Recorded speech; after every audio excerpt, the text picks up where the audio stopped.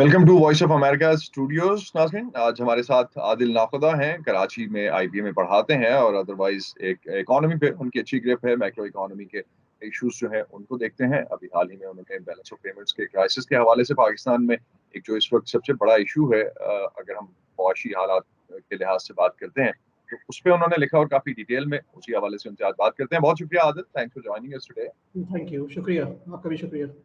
तो अभी जब आप आदिल देख रहे हैं पाकिस्तान की मईशत में जो इस वक्त सिचुएशन बन रही है, ये रूट कॉज आप कहाँ कनेक्ट करते हैं उसको जाके? बिकॉज कोई 20-30 साल पहले शायद अगर हम 90s की, लेट 80s की या 90s की बात करते हैं तो सिचुएशन शायद हम समझते थे कि roots are comparatively better. Pakistan में इतने बुरे हालात नहीं है, कुछ बेस थी, कुछ सरफेस थी। खास तौर पे I am comparing it with India, क्योंकि उस जमाने में अक्सर यही होता था कि ये मिसाल दी जाती थी, look at our neighbour, we are doing better. अब तो it's way other way around. जी, बिल्कुल आपने सही बात की है। हमारी जो इंडिया के साथ अगर आप कंपैरिजन कर लें, राइट, तो 90s में हम लोग जो थे काफ़ी हम लोग ऐसे तरक्की के उसमें आप जैसे आप देखें तो हम लोग इंडिया के जितने ही वो बिल्कुल ही बराबर ही थे उसके उसमें अगर हम उसके हम लोग की पैदावारी वगैरह देखें, प्रोडक्टिविटी की जो बात करते हैं, जो हमारा जीडीपी पर कैपिटा वगैरह जो था वो इंडिया, बांग्लादेश उनसे बेहतर था। ये भी कि वियतनाम से भी बेहतर थे हम लोग उस टाइम पे। हुआ फिर क्या कि हम लोग 90s में इंडिया का आपको पता है कि उसने एक रीस्ट्रक्चर की अपनी इकोनॉमी में वो जो आप बोलते हैं कि एक ट्रेड की ओपननेस लेके आए वो लोग, ट्रेड की ज़्यादा बात की वो लोग ने और वो लोग ने अपने मुल्क को खोला और ये था वही इंडिया के मसले थे जो आज पाकिस्तान में हो रहे हैं, वही आईएमएफ के मसले थे अर्ली 90s में। इंडिया का डेट का मसला था वही जो हम लोग फेस कर रहे हैं आज। इंडिया के और रिलेटेड इश्यूज थे, राइट? तो वो ही फिर हुआ ये बेसिकली कि इंडिया का आप देखें वो आगे बढ़ता रहा, राइट? उसकी उसने उसने लेकिन चेंजेस लेकिन लेके आ एक चीज गया। असल एक चीज अगर मैं इसमें ऐड ऑन करता हाँ, चलूं, उससे पहले जब जी। आप कह रहे हैं कि इंडिया की मार्केट जो है उन्होंने 90s में खोली और उसके बाद इंडिया बेहतर होना शुरू हुआ, तो हमारी जी। मार्केट कभी इतनी क्लोज रही नहीं। पाकिस्तान की मार्केट तो कभी इतनी क्लोज नहीं रही, तो Pakistan why Pakistan couldn't kick off? अच्छा, तो बात यही है कि पाकिस्तान की जगह क्लोज की बात अगर करते हैं तो इसमें ज़रा थोड़ी एक वो आ जाती है, कन्फ्यूजन सी आ जाती है कि लोग कहते हैं कि हम ज़्यादा ओपन है, हमारे गुड्स हम इंपोर्ट करते हैं वगैरह।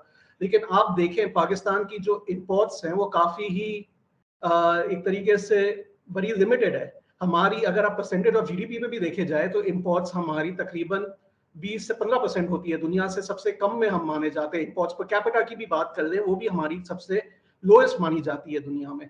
तो यही है कि हम लोग दुनिया के मुकाबले में जो बाकी हमारे जो हमसाया ममालिक है उनसे मुकाबला करें तो हम लोग के इंपोर्ट्स बहुत ही लिमिटेड है, हमारे है ही नहीं उसमें। तो वो हमारी जो लिमिटेशंस है वो आप देखें तो क्यों है, उसकी टैरिफ्स की फिर आ जाती है बात कि हम लोग इंपोर्ट पे टैक्स ज्यादा लगाते हैं, हम इंपोर्ट्स को रोकना चाहते हैं। हम इंपोर्ट्स को एक बड़ी नेगेटिव एक तरीके से देखते हैं कि इंपोर्ट्स एक मनफी चीज है। हम लोग ने क्या किया है कि हमने इंपोर्ट्स की के साथ हम लोग ने एक्सपोर्ट्स को नहीं बढ़ाया। जो एक्सपोर्ट्स जो हमारा ग्रोथ की जो बात है वो हर उसमें हम तो आप है समझ कहते रहे हैं। हैं कि इंपोर्ट्स को या दरामदात को हमें रोकना नहीं चाहिए, जिस तरह से दरामदात हो रही हैं उसको होना चाहिए, कुछ उसको रैशनलाइज किया जा सकता है, अगर आप समझते हैं वो किया जाए, लेकिन बरामदात पे, एक्सपोर्ट्स पे तवज्जो दी जाए। बिल्कुल ज़रूरी यही है कि हमने हमारे बरामदात पे ही हमने फ़ोकस करना है, हमारी एक्सपोर्ट ग्रोथ की बात करनी है। अगर हम वो साइड पे हम नहीं तरक्की कर सकते, तो हमारे इंपोर्ट्स पे की वजह से प्रेशर रहेगा। अब यही आप देख रहे हैं कि अगर हमारे $30 बिलियन के हमारे बरामदात है, ये तकरीबन आप 90s की बात करते हैं, वियतनाम तकरीबन 70 बिलियन था उस टाइम पे और ये जा चुका है अब काफ़ी उसके ज़्यादा हो गए, 335 बिलियन हो गए उसके, इंडिया जितने ही हो गए, राइट? अगर आप ईस्ट एशिया में देखें बाकी ममालिक, वो लोग भी अगर 80s 90s की बात करें वो भी बड़े ही उनके कम थे एक्सपोर्ट्स। वो लोग ने एक्सपोर्ट्स पे ही फोकस किया अपना और एक्सपोर्ट ग्रोथ लेके आए, तो उससे बात हुई। तो इससे ही हमारी जो प्रोडक्टिविटी की बात आ जाती है वही एक बड़ा क्वेश्चन मार्क आ जाता है, उसकी वजह से हम पीछे रह जाते हैं कि लेकिन हम पाकिस्तान तो सब कुछ करके देख चुका। आदिल, आपके सामने है जो सिचुएशन है, गवर्नमेंट ने हर लिहाज से कोशिश करके देख ली। एक्सपोर्ट्स तो आज तक एक्सपोर्ट्स गवर्नमेंट ने तो नहीं बढ़ानी, वो तो इंडस्ट्रियलिस्ट है, जो मार्केट है, प्राइवेट सेक्टर है, वो काम करेगा। प्राइवेट सेक्टर करना क्यों नहीं चाहता? ये तो बिजली के मसाइल हैं, गैस के मसाइल हैं, इश्यूज हैं कहाँ पे? रूट कॉज आप किसको कैलकुलेट करेंगे? एक्सपोर्ट्स नहीं बढ़नी, वी गॉट इट। तो बिल्कुल यही है, यही आ जाता है जो हम लोग इंसेंटिव्स जो देते हैं गवर्नमेंट जो इंसेंटिव्स देती हैं प्राइवेट इंडस्ट्रीज को, काफी लोग उन पे ही वो करते हैं, एतराज करते हैं कि ये जो इंसेंटिव है ये हमारी प्रोडक्टिविटी जनरेट करने वाली नहीं है, ये हमारी इंसेंटिव्स हमारी उस तरह से है कि वो आगे इनोवेशन की जो बात होती है, नए प्रोडक्ट्स लाने की जो बात होती है, नई मार्केट्स पे एक्सप्लोर करने की बात होती है, वो एक्सप्लोर नहीं करता। ये सिर्फ एक प्रॉफिट मार्जिन पे रहते हैं, वो यही रहते हैं कि आप गैस की प्राइस कम करेंगे तो ही हम एक्सपोर्ट करेंगे। इससे आप देखें टेक्सटाइल में क्या होता है, तो ये जो इंसेंटिव है ये इससे निकलते नहीं है। पाकिस्तान अब अफोर्ड नहीं कर सकता ये बार बार यही इंसेंटिव्स देना। अब वही है बात, जब इंडिया में क्राइसिस आया था तो वो हट गए थे ये इंसेंटिव से। वो बेसिकली जाके बोलते थे कि हमने R&D के थ्रू हमने डेवलप करना है, हमने प्रोडक्ट भी बनाना है, साथ में इंसेंटिव्स देना सही है, आपकी कंपेरेटिवनेस की बात जो आ जाती है, लेकिन उसके साथ आपको इंश्योर भी करना आपकी प्रोडक्ट क्वालिटी बढ़े, आपके दुनिया में आपके प्रोडक्ट्स आपके खरीदे लोग, राइट। तो वही पूरी बात है एक्सपोर्ट्स की। एक्सपोर्ट्स जब ही बढ़ेगी जब लोग आपके, जब बाहर के जो कंज्यूमर्स है वो आपकी खरीदेंगे गुड्स को। तो आपके पास बेचने को है क्या? पाकिस्तान के लिए तो सबसे बड़ा क्वेश्चन मार्क ये रहता है कि पाकिस्तान के पास इस वक्त कौन सी ऐसी प्रोडक्ट है जो इंटरनेशनल मार्केट में जरूरत है? तो पाकिस्तान के आप देख रहे हैं टेक्सटाइल में तो है ही हमारी, हमने किया हुआ है काफी, इसमें काम करते हैं हम लोग उसमें, बट उसमें नए इनोवेशंस की जरूरत है। लेकिन फिर आदिल, ये दूसरी मिथ हमारी नहीं है, एसएमईज आ जाती हैं ये तो जो, बहुत हद तक मिथ बन गया है कि अब हम जब बात करते हैं कि पाकिस्तान में टेक्सटाइल जो है वो बड़ा एक क्रेडिबल सेक्टर है और टेक्सटाइल ही से एक्सपोर्ट्स आती हैं। टेक्सटाइल अगर 10 से 15% या 20% पे कम पे बिजली ले रहा है या गैस ले रहा है, तो वो तो 20% का मुनाफा तो वहां ले रहा है। पूरी दुनिया में कहाँ इस तरह के मुनाफे मिलते हैं? तो टेक्सटाइल सेक्टर टेक्निकली तो कुछ कंट्रीब्यूट तो नहीं कर रहा मुल्क को, वो तो सरमायाकार का पैसा जा रहा है। बिल्कुल सही है, लेकिन मैं ये दूसरी बात ये कर रहा था कि हमारे दूसरे भी इंडस्ट्रीज आ जाती हैं जो काफी छोटी स्केल है, उसमें गवर्नमेंट के इंसेंटिव्स नहीं है। जैसे आपके आगे ये सर्जिकल वाले आ गए, आपके आ गए, फिर हम लोग जो बात करते हैं दूसरी ये, बट ये बड़ी मामूली सी उनकी अनफॉर्चुनेटली एक्सपोर्ट्स होती हैं टेक्सटाइल के मुकाबले में। हमने दूसरी जैसे यही आपका जो है, तो आगे कैसे बढ़ना है, बात यही है कि हमने नए प्रोडक्ट्स लेके आने। ये कैसे आएगा, ये कंपटीशन की वजह से आएगा। अगर हम यहाँ पे इंडस्ट्री में इनोवेशन इस तरह लेके आएंगे कि R&D लेके आए, टेक्सटाइल में भी वही पोटेंशियल है कि R&D की तरह अगर वो हम ये महंगे टी शर्ट्स बनाए जो हम कर सकते हैं कम्पीट, हम नए फाइबर जो आ रहे हैं, जो नए टेक्नोलॉजी आ रही है टेक्सटाइल में, उस पर हम फोकस करें तो हमारा शायद उससे फिर बेहतर हो सकती है तो हमारी R&D, एक्सपोर्ट। पाकिस्तान में R&D या ओवरऑल अगर हम वैल्यू एडिशन की बात करते हैं तो वो तो कहीं हमें बड़ी कम नजर आती है। बड़े बड़े इंडस्ट्रियलिस्ट शायद जो होंगे, बड़ी जो मिल्स होंगी, उन्होंने शायद कुछ हद तक ऐड कर लिया होगा, लेकिन जी वो भी उस तरह से नजर नहीं आता कि आपको इंटरनेशनल मार्केट में अपना, जब आप शेयर की बात करते हैं तो पाकिस्तान का शेयर उस लेवल पे नहीं है। हमेशा जी हम पाकिस्तान जो है वो देखा होगा कि यूरोप में उसको फेवरेट नेशन का स्टेटस मिल जाए, अमेरिका में इस तरह का स्टेटस मिल जाए, कंपटीशन पे तो पूरे नहीं उतरते कहीं भी। जी, क्या बिल्कुल, बात आपकी बिल्कुल इसमें ही आ जाती है कि हमारा जो इंसेंटिव स्ट्रक्चर है जैसे है, वो ही हमारा है कि हमने प्रॉफिट मार्जिन पे ही आपने देखना है वो काम करते हैं, वो लो वैल्यू एडेड गुड्स बनाते हैं, वही चीज़ फिर एक्सपोर्ट करते हैं और उस पे ही अगर साइकिल है और उसमें से ही वो कमाना है वो इंडस्ट्री को, इंडस्ट्रियलिस्ट को, तो वो R&D, वो नए प्रोडक्ट्स की वो बात करता ही नहीं है। वो गवर्नमेंट के पास चला जाता है कि मुझे गैस सस्ती दे दें। ये फिर आपका क्या होता है, उससे आपके प्रॉब्लम शुरू हो जाते हैं कि हम लोग उस पर डिपेंडेंट हो जाते हैं एक चीज पे जो हमारे पास, अब वो गवर्नमेंट के पास गुंजाइश है नहीं वो देने की, आपके पास इंसेंटिव्स, जैसे आपके पास क्राइसिस बढ़ते जाता है तो वही साइकिल शुरू हो जाता है। जी सिस्टम का फेलियर है? गवर्नमेंट के पास ऐसे टूल्स नहीं है या गवर्नमेंट के पास ये विजन नहीं है कि वो ये पॉलिसीज लेके आ सके कि जिसके थ्रू उनको ये पता हो कि ये हमें अगर ब्लैकमेल कर रहे हैं या ये लॉबी करके आपसे पैसे ले रहे हैं, या गवर्नमेंट का अपना स्टेक इन्वॉल्व है, गवर्नमेंट जी की किसी में खुद कहीं से पैसे आ रहे हैं जिसकी वजह से वो कोई इस हवाले से रिफॉर्म करने को तैयार नहीं है। तो ये अनफॉर्चुनेटली ये पॉलिटिकल इकोनॉमी में ही पूरा आ जाता है। हमारा जो क्वेश्चन यही है कि एक तरीके से पॉलिटिक्स भी इन्वॉल्व ही है इसमें।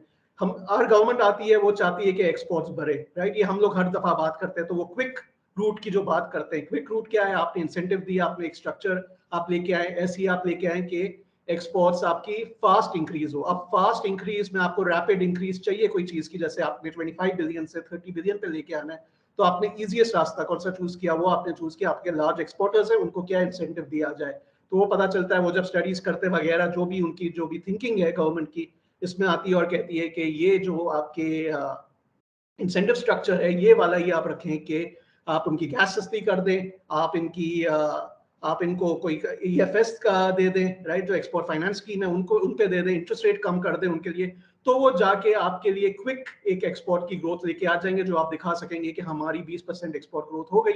लेकिन वो अनफॉर्चुनेटली फिर सस्टेनेबल नहीं होती। फिर अगले साल कोई भी क्राइसिस का शॉक आता है तो वापस एक्सपोर्ट्स आप कम होते हुए देखते हैं, जैसे आप इस साल देख रहे हैं। तो ये ही हमें, ये जो साइकिल है, हमने इस साइकिल से निकलना है और इस साइकिल के लिए हमने काफी ही आगे सोचना है इसका। तो ये जो हमारी ये है सोच कहीं इसकी, नज़र आती है? ये सोच कहीं नज़र आती है? अगर आसान अल्फाज में आप हमें समझा सकें, ये सोच कहीं नज़र आती है तो किस तरह से नज़र आती है आपको? अनफॉर्चुनेटली देखिए सोच, अगर आप देखें गवर्नमेंट भी अपनी चीजें, जैसे अभी आप एक नया प्रोग्राम आप देख रहे हैं कि कल उसने कोई कोई नेशनल कंप्लायंस सेंटर लॉन्च किया गवर्नमेंट ने वगैरह। फिर आप बात करते हैं पाकिस्तान सिंगल विंडो एक लॉन्च किया गया है। ये सब सोच है, लेकिन इनको इंटीग्रेट करना इकोनॉमी के साथ, इसमें एक एफर्ट की जरूरत है जो वो ज्यादा लगानी पड़ेगी। अब हम वो तरफ नहीं जा सकते, और आई थिंक आईएमएफ के प्रोग्राम में भी एक बड़ा ही इशू आ जाता है कि बार बार इसी प्रोग्राम में इसी तरह हम जाते रहे तो हमारा कहाँ तक जाएंगे हम, राइट। तो हमने नहीं सोच लगानी, और वो यस नजर आती है, लेकिन उसका जो टेक अप आपका जो है गवर्नमेंट का, जो गवर्नमेंट को वो अडॉप्ट करने के लिए जो बात है वो नहीं हम देखते अनफॉर्चुनेटली, आदिल, एक कि चीज़ वो एक लॉन्ग टर्म सस्टेनेबल बेसिस पे करना पड़ेगा। इसको डिजिटलाइजेशन की जो बात है वो आपको लानी पड़ेगी, आपको आपके डॉक्यूमेंटेशन वगैरह के जो इजीनेस है और ईज ऑफ डूइंग बिजनेस है, ये वगैरह आपको इंप्रूव करना पड़ेगा इस पे जाके। तो ये एक चीज है कि गवर्नमेंट बातें करती हैं, आपके प्रोग्राम्स होते हैं, आपके लॉन्च होते हैं प्रोग्राम्स, लेकिन इसको सस्टेनेबल बनाना है, इसको जो इसका आउटरीच है इसको इंप्रूव करना है। तो तो वो पाकिस्तान का आप, बड़ा मसला क्या है आपकी नज़र में? ग्रे इकोनॉमी या अनडॉक्यूमेंटेड इकोनॉमी, या ये रिफॉर्म्स ना होना और एक्सपोर्ट्स ना बढ़ना और इस हवाले से एक विज़न गवर्नमेंट का ना होना? क्या देखिए बड़ा मसला क्या है हमारे साथ? आपकी grey undocumented economy it's large एक परसेंटेज है आपकी इकोनॉमी की, आप देखें जाए तो about 50% जो है आपकी ग्रे या अनडॉक्यूमेंटेड इकोनॉमी पे आती है। तो वो तो एक है, लेकिन आप अगर रिफॉर्म्स लेके आएंगे, आप ईज ऑफ डूइंग बिजनेस अच्छा करेंगे, आप जितने अगर 50 डॉक्यूमेंट सबमिट करने होते हैं बिजनेस लॉन्च करने के लिए, उसको आप कम करके 10 कर देंगे, जैसे इंडिया ने पिछले कुछ सालों में किया है, उसने काफी सिग्निफिकेंटली अपने डॉक्यूमेंटेशन कम की है और डिजिटलाइजेशन की तरफ गई है। तो आपके अनडॉक्यूमेंटेड भी जो है वो भी एक्सपैंड करना चाहेगा और एक फॉर्मल इकोनॉमी की तरफ आना चाहेगा, राइट, फॉर्मलाइज करेगा अपने आप को। तो ये reforms and your effort to formalise economy, ये साथ में जानी चाहिए। तो ये एक आ जाता है, आपका चैलेंज यही है। तो अब अभी हमारे पास जो सप्लाई साइड पे क्रंच है या डिमांड, तो हम देख रहे हैं डिमांड तो उसी तरह की उसी तरह है। आईएमएफ पे इसके बाद हम जाएँगे, that would be our last point, but mainly अगर हम इन्फ्लेशन को इस वक़्त एड्रेस करना चाहें, ग्लोबली इन्फ्लेशन है, समझ आता है। जी लेकिन उस महँगाई के पाकिस्तान की महँगाई में लोकल फैक्टर्स बहुत ज़्यादा हैं। सप्लाई जी साइड बिल्कुल। पे इश्यूज़ हैं तो कहाँ हैं और क्यों हैं? अच्छा, तो इन्फ्लेशन तो था, ये इन्फ्लेशन का इशू तो आई थिंक पिछले साल से ये चला आ रहा है, ये है एक था, लेकिन आपने देखा कि लास्ट चंद 6 महीनों में या कुछ तो काफी इसकी हद बढ़ गई है। अब प्रॉब्लम यही है कि हमने काफी नेचुरली आईएमएफ के प्रोग्राम में, हमने आईएमएफ प्रोग्राम जाने से पहले हमने ये बैलेंस ऑफ पेमेंट क्राइसिस है, जिसकी वजह से हमारे जो डॉलर इनफ्लोज है इतने नहीं है कि हम डॉलर आउटफ्लोज को मैच कर सकें। तो अनफॉर्चुनेटली हमने डॉलर आउटफ्लोज रोकने के लिए इंपोर्ट्स पे रिस्ट्रिक्शन लगाना पड़ा। अब आपकी काफी चीजें हैं, फूड, आपके एग्रीकल्चर प्रोडक्ट्स, आपकी रॉ मटेरियल इंडस्ट्रीज, ये जब आपकी नेचुरली सोसाइटी, आपकी इकोनॉमी में कम होने लगी इसकी अवेलेबिलिटी, तो आपको अफेक्ट होने लगा ये, तो आपका इन्फ्लेशन पे ये इफेक्ट आने लगा है। इकोनॉमिकली हमने, अगर आप देखें बिजनेसेस की, अभी स्टेट बैंक की भी एक रिपोर्ट थी कि कैपेसिटी यूटिलाइजेशन जो है हमारी बिजनेसेस की, वो काफी कम है, वो तकरीबन 60% के अराउंड है। जब पिछले 2 साल पहले तकरीबन, जब कोविड के बाद हमने वो 75-70% पे लेके आए थे। तो वो ही नेचुरली आपकी इंडस्ट्रीज, अगर आपकी स्लो डाउन हो रही है, आपकी इंडस्ट्रीज इकोनॉमिक स्लो डाउन हो रही है, आपकी इकोनॉमिक ग्रोथ नहीं हो रही, तो आपको ये इफेक्ट एक आएगा, आपका इन्फ्लेशन पे भी आएगा, आपकी नेचुरली तो आपका इस पे ओवरऑल लेकिन एक है इस चीज़ पे। आदिल, आप जिस तरह से बात कर रहे हैं, इम्पोर्ट सब्स्टिट्यूशन जो है, वो भी शायद पाकिस्तान जैसी इकोनॉमीज़ के लिए तो काफ़ी ज़रूरी है। अगर हम सुजुकी के प्लांट की बात करते हैं, टोयोटा जी के प्लांट की बात करते हैं, ये दोनों और बाकी भी ऑटो मैन्युफैक्चरर्स जो हैं, होंडा है फॉर एग्ज़ाम्पल, ये तिहाइयों से हैं पाकिस्तान की मार्केट में। जी लेकिन जी जी आज तक वो पाकिस्तान में चीज़ें पूरी तरह से प्रोड्यूस नहीं कर पा रहे। अगर वो नहीं जी। कर पा रहे और उसके अगेंस्ट उनके प्लांट्स बंद होते हैं, अगर गवर्नमेंट इम्पोर्ट बंद कर देती है या रिस्ट्रिक्ट कर देती है, तो किसको ब्लेम करेंगे? तो यही ये बात आ गई ना, इसमें यही पूरा वो लिंक आ गया जो एक्सपोर्ट और इंपोर्ट का लिंकेज है, जो हमने पहले ही बात जो आपसे की थी पहले, राइट, कि अगर एक्सपोर्ट्स और इंपोर्ट्स का लिंकेज नहीं होगा तो ये इफेक्ट यही होगा, हमें ये बार बार क्राइसिस आते रहेगा। हम लोग, अगर आप सुजुकी की भी देख लें, अगर आप गाड़ियां आप देख लें, उसकी अबाउट 40-50% हमने इंपोर्ट ही करते हैं हम लोग। उसका इंजन सबसे जो बड़ी चीज है, गाड़ी जो बनाता है, जो गाड़ी आप इंजन वो इंपोर्टेड है पाकिस्तान में। आप मोबाइल फोन में भी देख लें, आपके काफी उसके जो पार्ट्स है वो असेंबल यहाँ होते हैं, लेकिन बाकी आपको इंपोर्ट करने पड़ते हैं। तो जैसे ही आपका कोई क्राइसिस आता है तो आपकी वो सप्लाई कम हो जाती है, तो वो प्राइसेस नेचुरली उससे बढ़ जाती है, demand side supply side shock है, तो वो ये तो आप बात समझते हैं कि इंडस्ट्रियलाइजेशन अभी इन चीजों की डेफिनेटली जरूरी है पाकिस्तान में, उसके बाद ही शायद हम इस स्टेप से बाहर आ सकें। इंडस्ट्रियलाइजेशन की तो हमारी अगर आप देख लें, हमारे सिर्फ 12% मैन्युफैक्चरिंग एक्टिविटीज हैं पाकिस्तान की जीडीपी का, लोएस्ट, राइट। अगर इतना हम लोग एक मानते लेबर अबंडेंट कंट्री जहाँ पे हमारा आप देख लें काफी इजीली एक अवेलेबल हमारी एक रिसोर्स है, राइट, मजदूर या लेबर जिसको है ये एक लेकिन हम उस पर ज्यादा इन्वेस्ट नहीं करते, ज्यादा वही इंडस्ट्रीज पे हम लोग उसका भी फायदा नहीं लिया है हमने। हमारी आप इंडस्ट्रीज में आप देखें तो काफी यही इशू आ जाता है कि अगर जब ये आपका आइडिया क्या है, आपको आगे बढ़ने के लिए आपको एक्सपोर्ट और इंपोर्ट का जो कनेक्शन है वो आपको इंप्रूव करना है। अब पाकिस्तान को ये सोचना है कि अगर कुछ भी जो चीज यहाँ बनेगी वो बाहर बेचने के लिए बनेगी, हम पाकिस्तान में भी बेचेंगे लेकिन बाहर भी बेचना है हमने कंपनियों को। तो वो ही है कि जब आपकी सरमायाकारी इस तरह की आएगी जो बाहर बेचने के लिए आएगी और लोकल रिसोर्सेज यूज करके वो प्रोडक्ट बना के बाहर भी बेच सके, तो आपका जब डॉलर इनफ्लो बढ़ेगा, राइट, तो फिर आपका ये जो प्रॉब्लम्स आपके हैं जो आपके हो रहे हैं अभी वो कम हो जाएंगे। आपको बढ़ता हुआ नजर आता है ये डॉलर इनफ्लो? बिकॉज ना आपके पास फॉरेन डायरेक्ट इन्वेस्टमेंट आ रही है, एक्सपोर्ट्स आपकी नहीं बढ़ रही, रेमिटेंसेस शायद पिछले साल में तकरीबन 8 साढ़े 8 लाख लोग जो हैं वो पाकिस्तान के प्रोफेशनल्स छोड़ के बाहर चले गए, तो शायद एक डॉलर तो उस कॉन्टेक्स्ट में बढ़ जाए। लेकिन कुछ सॉलिड सोल्यूशन आपको नजर आता है पाकिस्तान में? कहाँ से डॉलर्स आएंगे? हाँ, इसीलिए तो तो आईएमएफ के पास, और शायद अगले 5-10 साल हम आईएमएफ के साथ ही हैं, मुख्तलिफ माहिरीन तो ये बात मानते हैं। तो पाकिस्तान की हिस्ट्री में आप देखें तो ये साइकिल जो आता है हर 3 साल या 4 साल बाद आता है। पिछला भी साइकिल 2021 में आप देखें 2 साल पहले हम लोग की काफी चीजें एक्सपोर्ट भरी, वापस वो साइकिल आया। फिर हम पिछला देख ले 5 साल पहले चले जाएं तो वही साइकिल हमारा आया जा रहा है। 5 साल पहले भी हमारा एक साइकिल आया था जिसमें हमने यही आईएमएफ के साथ प्रॉब्लम्स थे।